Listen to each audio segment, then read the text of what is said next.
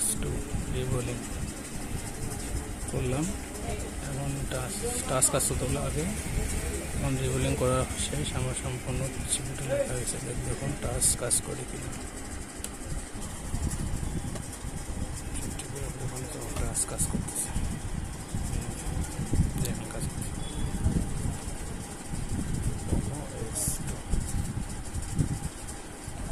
Security রিবোলিং করার পর যাতে আমাদের টাচ কাজ করবে না, সিকিউরিটি রিবোলিং করলেই টাচ।